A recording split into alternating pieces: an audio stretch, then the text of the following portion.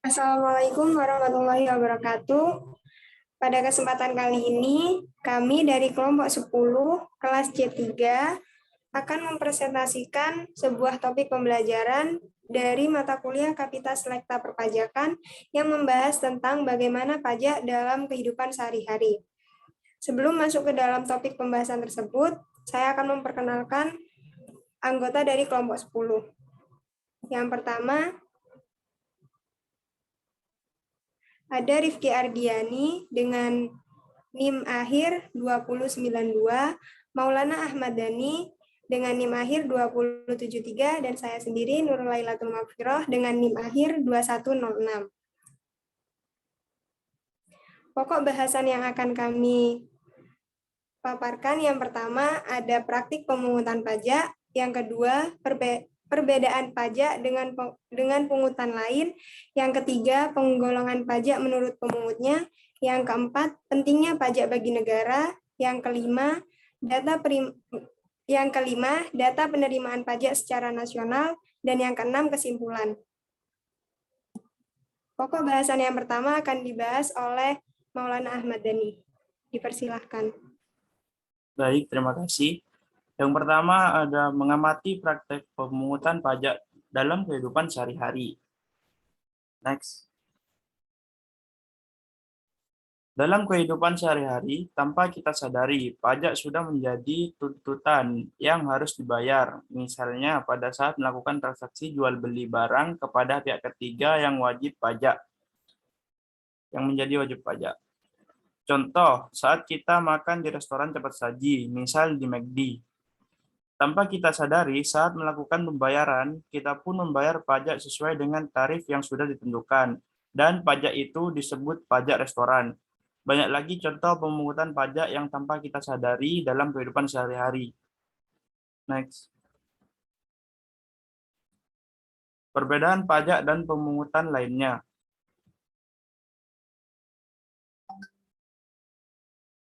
Selain pajak, terdapat pemungutan lain yang resmi dilakukan oleh pemerintah, baik pusat maupun daerah. Restribusi, cukai, bea materai, dan sumbangan itu merupakan beberapa jenis pemungutan lain yang walaupun sama-sama dipungut oleh negara, tetapi memiliki karakteristik yang berbeda. Sebelum lebih lanjut, untuk mengetahui beda pajak dan pemungutan lainnya, kita perlu tahu apa arti dari pajak itu sendiri. Berikut merupakan pengertian pajak menurut para ahli. Yang pertama, dari Laron Beoli, tahun 1899. Beliau berpendapat, pajak adalah bantuan, baik secara langsung maupun tidak, yang dipaksakan oleh kekuasaan publik dari penduduk atau dari barang untuk menutup belanja pemerintah. Yang kedua, dari PJA Adriani, tahun 1949. Pajak adalah iuran masyarakat kepada negara yang dapat dipaksakan, yang terutang oleh yang wajib membayarnya menurut peraturan-peraturan umum atau undang-undang, dengan tidak mendapatkan prestasi kembali yang langsung dapat ditunjukkan dan yang gunanya adalah untuk membiayai pengeluaran-pengeluaran umum berhubung tugas negara untuk menyelenggarakan pemerintahan. Yang ketiga, dari Prof. Dr. Haji Rahmat Sumitro SH, tahun 1988. Pajak adalah iuran rakyat kepada kas negara berdasarkan undang-undang yang dapat dipaksakan dengan tiada mendapat jasa timbal kontraprestasi yang langsung dapat ditunjukkan dan digunakan untuk membayar pengeluaran umum. Definisi tersebut kemudian dikoreksinya yang berbunyi pajak adalah peralihan kekayaan dari pihak rakyat kepada kas negara untuk membiayai pengeluaran rutin dan surplusnya digunakan untuk public saving yang merupakan sumber utama untuk membiayai public investment. Keempat, dari Ray M. Somerford, Herschel M. Anderson, dan Horst R. Brock, tahun 1972.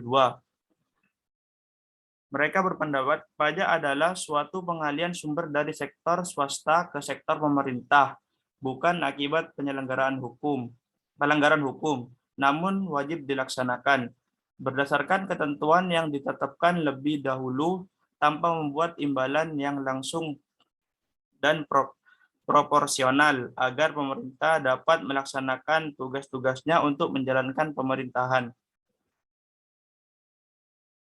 Next. Dari keempat definisi tersebut mendukung dua perspektif tentang pajak, yakni pajak dilihat dari perspektif ekonomi dan pajak dilihat dari perspektif hukum. Dari perspektif ekonomi, pajak dipahami sebagai beralihnya sumber daya dari sektor privat kepada sektor publik. Pemahaman ini memberikan gambaran bahwa adanya pajak menyebabkan dua situasi menjadi berubah. Pertama, berkurangnya kemampuan individu dalam menguasai sumber daya untuk kepentingan penguasaan barang dan jasa. Kedua, bertambahnya kemampuan keuangan negara dalam penyediaan barang dan jasa publik yang merupakan kebutuhan masyarakat. Lalu pemahaman pajak dari perspektif hukum merupakan suatu perikatan yang timbul karena adanya undang-undang yang menyebabkan timbulnya kewajiban warga negara untuk menyetorkan sejumlah penghasilan tertentu kepada negara. Negara mempunyai kekuatan untuk memaksa dan uang pajak tersebut harus dipergunakan untuk penyelenggaraan pemerintahan. Next. Unsur-unsur yang terdapat pada pengertian pajak antara lain. Yang pertama, pajak dipungut berdasarkan undang-undang.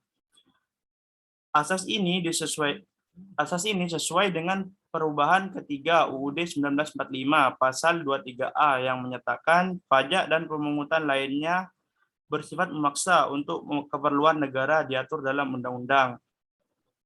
Yang kedua ada tidak mendapatkan jasa timbal balik kontraprestasi yang dapat ditunjukkan secara langsung. Misalnya, orang yang taat membayar pajak secara tidak langsung akan menerima manfaat dalam bentuk seperti rasa aman karena mendapat perlindungan negara. Perlindungan negara didapatkan karena negara mampu membiayai operasional keamanan, baik dari institusi Polri maupun TNI yang didapat dari uang pajak yang dibayarkan. Yang ketiga, pembiayaan umum pemerintah. Pemungutan pajak diperuntukkan bagi keperluan pembiayaan umum pemerintah dalam rangka menjalankan fungsi pemerintahan, baik rutin maupun pembangunan. Yang keempat, pemungutan pajak dapat dipaksakan. Pemungutan pajak dapat dipaksakan. Pajak dapat dipaksakan apabila wajib pajak tidak memenuhi kewajiban perpajakan dan dapat dikenakan sanksi sesuai peraturan perundang-undangan. Dan yang terakhir, pengisi kas negara atau anggaran negara. Selain fungsi budgeter atau fungsi anggaran, yaitu fungsi mengisi kas negara atau anggaran negara yang diperlukan untuk menutup pembiayaan penyelenggaraan pemerintahan, pajak juga berfungsi sebagai alat untuk mengatur atau melaksanakan kebijakan negara dalam sektor ekonomi dan sosial, atau bisa disebut fungsi mengatur dan regulatif. Next. Penggolongan pajak menurut pemungutannya. Next. Jenis-jenis pemungutan resmi. Yang pertama ada retribusi. Retribusi merupakan iuran rakyat yang disetorkan melalui kas negara atas dasar pembangunan tertentu dari jasa atau barang milik negara yang digunakan oleh orang-orang tertentu. Yang kedua ada cukai. Cukai merupakan iuran rakyat atas pemakaian barang-barang tertentu seperti minyak tanah, bensin, minuman keras, rokok, dan tembakau. Yang ketiga ada bea masuk. Bea masuk merupakan bea yang dikenakan terhadap barang-barang yang dimasukkan ke dalam daerah pabean Indonesia dengan maksud untuk dikonsumsi di dalam negeri. Yang keempat, sumbangan. Sumbangan merupakan iuran orang-orang atau golongan orang tertentu yang harus diberikan kepada negara untuk menutupi pengeluaran-pengeluaran negara yang sifatnya tidak memberikan prestasi kepada umum dan pengeluarannya tidak dapat diambil dari kas negara. Sumbangan bersifat insidentil dan sukarela, serta jumlah sumbangan juga tidak mengikat dan tidak harus berupa uang, tetapi dapat berupa barang. Materi selanjutnya akan dijelaskan oleh teman saya.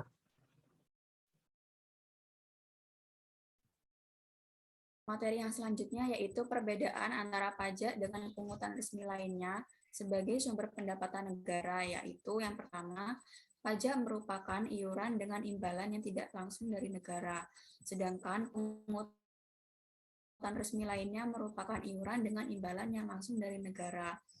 Yang kedua, dalam pemungutan pajak terdapat unsur paksaan. Sedangkan dalam pungutan resmi lainnya tidak ada unsur paksaan sedikit pun. Yang ketiga, pemungutan pajak berlaku untuk seluruh rakyat tanpa terkecuali. Namun dalam pungutan resmi lainnya berlaku untuk orang-orang tertentu saja. Yang keempat, pajak ialah imbalan yang diterima oleh seluruh rakyat. Sedangkan pungutan resmi lainnya adalah imbalan yang diterima oleh golongan tertentu atau orang-orang tertentu.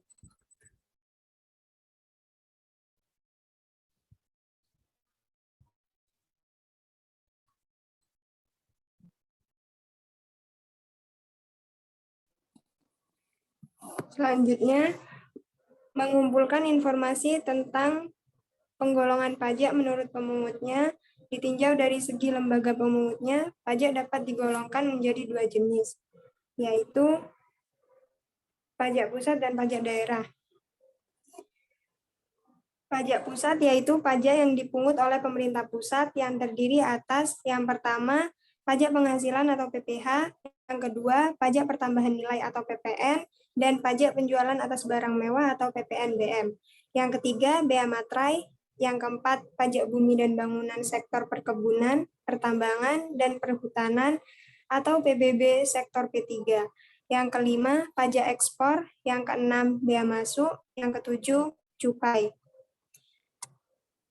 Dalam Undang-Undang Nomor 28 Tahun 2009 mengenai pajak daerah dan retribusi daerah, jenis-jenis pajak daerah antara lain, yang pertama, pajak provinsi terdiri atas pajak kendaraan bermotor, bea balik nama kendaraan bermotor, pajak bahan bakar kendaraan bermotor, pajak air permukaan, dan pajak rokok.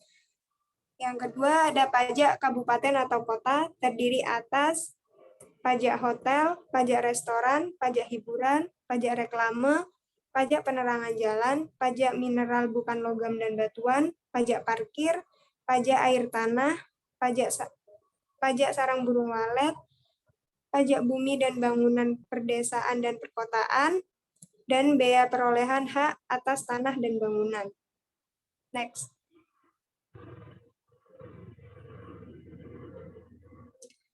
Selanjutnya mengenai pentingnya pajak bagi negara. Next. Berdasarkan atas data penerimaan negara dalam 5 tahun terakhir, penerimaan dari perpajakan merupakan bagian terbesar dari penerimaan negara kita. Dengan demikian, pajak sangat penting bagi kelangsungan kehidupan bernegara. Dari perspektif ekonomi, pajak dipahami sebagai beralihnya sumber daya dari sektor privat ke sektor publik. Hal ini memberikan gambaran bahwa dengan adanya pajak menyebabkan dua situasi menjadi berubah. Yang pertama, berkurangnya kemampuan individu dalam menguasai sumber daya untuk kepentingan penguasaan barang dan jasa. Yang kedua, bertambahnya kemampuan keuangan negara dalam penyediaan barang dan jasa publik yang merupakan kebutuhan masyarakat. Dengan begitu, pajak memiliki peranan yang sangat penting dalam kehidupan bernegara, khususnya di dalam pelaksanaan pembangunan karena pajak merupakan sumber pendapatan negara untuk membiayai semua pengeluaran, termasuk pengeluaran pembangunan. Next. Selanjutnya ada fungsi pajak. Fungsi pajak dibagi menjadi dua. Yang pertama ada fungsi anggaran atau budgeteer. Sebagai sumber pendapatan negara, pajak berfungsi untuk membiayai pengeluaran-pengeluaran negara, untuk menjalankan tugas-tugas rutin negara dan melaksanakan pembangunan. Negara membutuhkan sumber pembiayaan. Sumber pembiayaan ini salah satunya diperoleh dari penerimaan pajak. Pajak digunakan untuk membiayai pengeluaran rutin negara seperti belanja barang, belanja pegawai, belanja pemeliharaan, dan lain sebagainya. Di dalam fungsi anggaran terdapat fungsi demokrasi, di mana pajak merupakan salah satu bentuk dari sistem kekeluargaan dan kegotong royongan rakyat yang sadar akan buktinya kepada negara. Rakyat memberikan sejumlah penghasilannya dalam bentuk uang untuk membiayai pengeluaran negara bagi kepentingan umum dengan membayar pajak. Rakyat berperan aktif dalam pelaksanaan kehidupan kenegaraan, termasuk kegiatan pemerintah dan pembangunan untuk mencapai masyarakat adil dan makmur. Yang kedua, fungsi mengatur atau reguler. Pemerintah dapat mengatur kebijakan di bidang ekonomi dan sosial melalui kebijakan fiskal. Dalam menjalankan fungsi mengatur, pajak dapat digunakan sebagai alat untuk mencapai tujuan negara. Misalnya saja, dalam rangka mendorong penanaman modal, baik dalam negeri maupun luar negeri, diberikan berbagai macam fasilitas keringanan pajak. Dalam rangka melindungi produksi dalam negeri, pemerintah menetapkan bea masuk yang tinggi untuk produk luar negeri.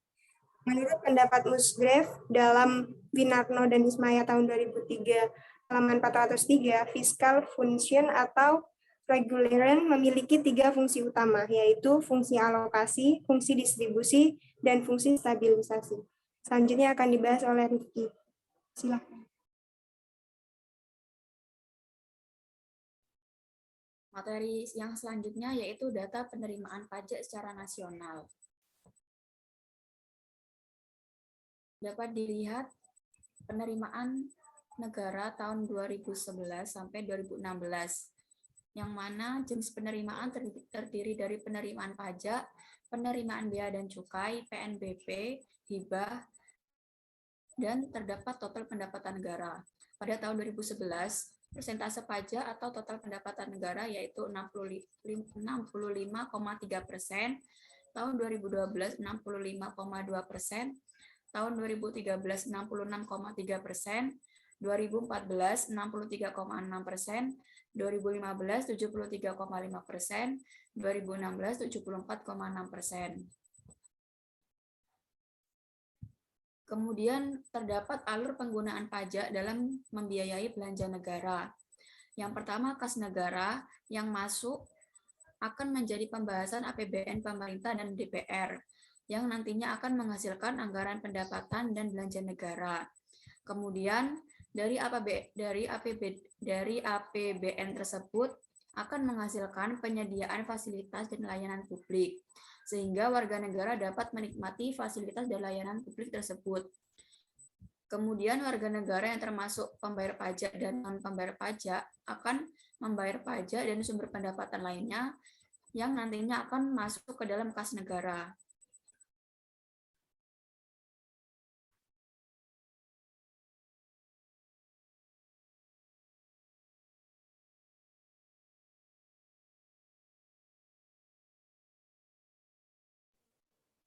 Kesimpulan dari pembahasan kali ini, pendapatan pajak memiliki kontribusi terbayar dalam keuangan negara.